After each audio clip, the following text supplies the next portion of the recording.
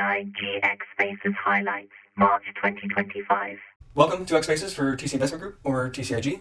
I'm Anthony Crave, your host and founder of TCIG. Once you find and understand crypto, you don't go back. It's a one-way street to economic freedom. This is my passion, and I'm dedicated to helping other people understand the eternal benefits of tokenization.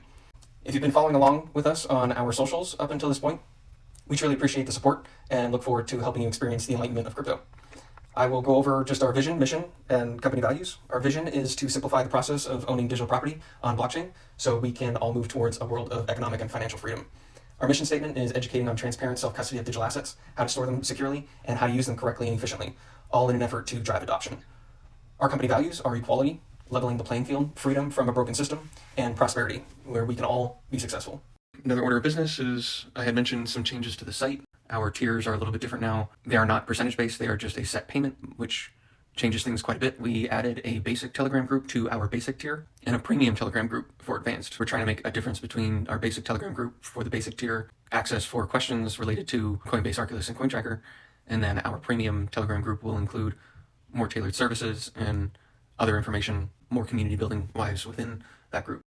The administration looks to eliminate all taxes for anyone making less than $150,000 a year, regardless of what you think. That's something we've never seen before. That'll be great for a lot of people. There was an executive order passed for establishing the United States Strategic Bitcoin Reserve. If you look at the map at the countries that have passed a Bitcoin Reserve, the United States is basically the only and largest. The majority of the states are already looking to pass their own bills, Bitcoin reserves. The United States does lead as the largest Bitcoin holder. The government will be using its existing 200,000 Bitcoin as seed capital first as the largest Bitcoin holder, at least among governments. Who knows what's out there? I mean, Satoshi is apparently the largest holder with 1 million Bitcoin. But as far as governments, the United States is number 1, China is very close at number 2, and so on and so forth. But they also mentioned this week that the administration is looking to buy as much Bitcoin as possible, so the race is absolutely on. Another big thing about the executive order is that it recognizes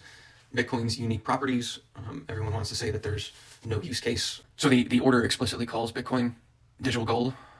It highlights its scarcity, security, and censorship resistance. The first Strategic Bitcoin Reserve Summit is scheduled for a month from today, April 15th. Sergey from Chainlink touches on this a little bit, that stablecoins consist of 2 to 5% of the US Treasuries market by utilizing them as reserves. Stablecoin providers own $120 billion worth of the US debt through Treasury purchases. So basically, stablecoin providers are now the 18th largest holder of US debt in the world. And lots coming out about stablecoins. Abu Dhabi, their sovereign wealth fund, invested $2 billion in Binance, which is the largest stablecoin transaction investment done in crypto to date. One other thing we can touch on is the Pectra upgrade coming to Ethereum. I've been posting about this over and over again. It is slated for April. It's looking like April 25th. It's the largest upgrade to the chain by far and will be the last largest update to the chain. Banks are now able to be validators. We don't like banks, but if TradFi is going to get on board with DeFi and work together, it opens up a lot of doors. I don't know how I feel about it. The fact that central banks can now become validators, I mean, that just helps the growth of Ethereum. There's already 1 million validators on Ethereum, and basically to become a validator, it's just staking 32 ETH. But you can see if you're looking at the Pectra upgrade, it raises the maximum effective staking balance for Ethereum validators up to 2,084 Ethereum. It says while keeping the 32 ETH minimum requirement. It raises gas cost of call data to reduce maximum block size and its variance. It talks about blobs. Blobs are just chunks of data that are added to different blocks that get validated. A talk with BlackRock. This is also shared to our page. Just talking about the different use cases of Ethereum. People want to say that there's no use cases behind Ethereum.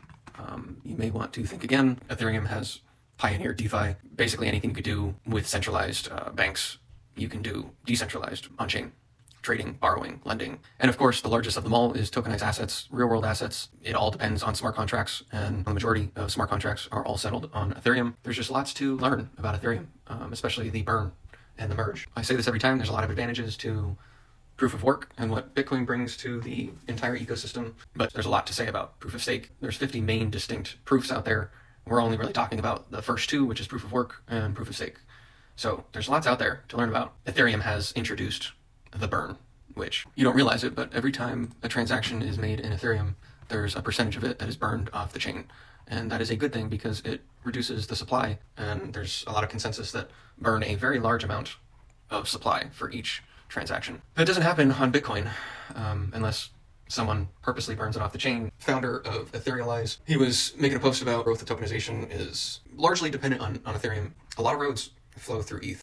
Strategy, rebranded from MicroStrategy to Strategy, was not very known for a lot of years. Michael Saylor, I mean, he's all over the public view about his Bitcoin strategy. Well, their Bitcoin strategy. They're the largest public company holder of Bitcoin, basically rebranded themselves as a Bitcoin treasury company and started a wave of public companies owning Bitcoin on their balance sheet. Last time I saw an update, I think there's over 60 public companies out there that hold Bitcoin on their balance sheet, and it is not slowing down at all. Delivers some of the best speeches. Double maxi or triple maxi, goes up to acquiring up to 5.5 million Bitcoin in the next 20 years or so, and that can yield about $107 trillion for the treasury. Their headline here says, Strategy is the world's first and largest Bitcoin treasury company and leading provider of AI plus BI software. Treasury ranks 14th among S&P 500 companies, and you can see from the chart that the 13 other ones above Strategy just hold cash or cash equivalents. They own 41 billion of Bitcoin, and they're looking to raise, I mean, who knows how much, but they did have a plan of 42 billion within the next 3 years. They will become the largest company in the world quickly. Has returned over 2,600% since they started their Bitcoin standard back in 2020, and have 7x'd the average return of the Magnificent Seven. So we're talking the largest companies in the world. I mean, double NVIDIA at 1,100%, Bitcoin itself, they're at 700+%, Tesla at 276%. Lots of stuff emerging from Blocksquare. They're one of the leaders in real estate tokenization, quite pioneers in the space of creating a complete tokenization platform for real estate. This roadmap that they have here for what they have going on for 2025, they're looking at a new website. Ocean Point is basically their DApp and their tech stack. They have a new token, BSPT, versus their native BST. Another token called Point, fractionalizing shares of real estate. But I was reading that each one is broken down into 100,000 tokens. And then this enables anyone across the world to own fractional shares in real estate that you'd never be able to have access to before. In this post, really long explanation of their roadmap and what they have going forward. They're increasingly having RWA days to help people understand what RWAs are. Mike Novogratz, the CEO of Galaxy, the rails are being built. And he says that he's been trying to tell people that it's coming, the wave is coming, that anything that can be tokenized will be tokenized. The world is coming on chain.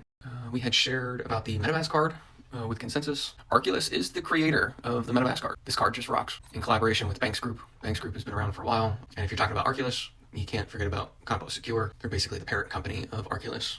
Arculus is part of our process. Arculus is the nucleus of TCIG. If you would sign up for TCIG, you would be getting an Arculus card. Basically what we help educate people about is using Arculus, understanding the technology behind it of the NFC chip that taps to the back of your phone, basically creates an air gap from hackers, gets your assets off of exchange and gets it onto a cold storage wallet. In 2023, there was over 600 million worth of crypto lost in the first half of 2023 due to hacks. It happens, and it can happen to you. And if your funds are on exchange, it's a good idea to get them off. Trust what you're doing, have confidence in what you're doing. Literally just the experience of using this technology, using the actual physical piece, just to understand no one else can sign your transactions without that physical piece. So that's the third of the 3FA. The 3-factor authentication is the combination with your PIN, your biometrics, and your physical card. Biometrics are leading all authentication systems and will probably lead until they implant a chip in your brain or elsewhere. Arculus is so unique because completely disconnected from the internet. There's no charging involved, no buttons, no cables. There's no screen. It's basically just like a credit card with an NFC chip. And not just holding your funds. I mean, Arculus and Composecure, they are the leader. Just normal banks are acquiring these cards to authenticate their clients. The strongest way that we know now is to authenticate with a physical piece. Founded in 2000, they created the first metal credit card. They had the first metal tap to pay credit card. Then they launched Arculus in 2021 based on the rise in digital assets, and they also hold NFTs. So with the rise of NFTs, they have a large pipeline of new tech security and cards. They have Gorilla Glass LED cards. All the time I'm seeing new products being developed. Over 50 patents issued, over 30 patents pending, and the largest clients in the world. You can check us out for more information on our site at tcig.info, our LinkedIn at TC Investment Group, and of course the X, which we're on now, TCIG LLC 1. Hop on the train and get on chain. Let's cut out all the noise and build together.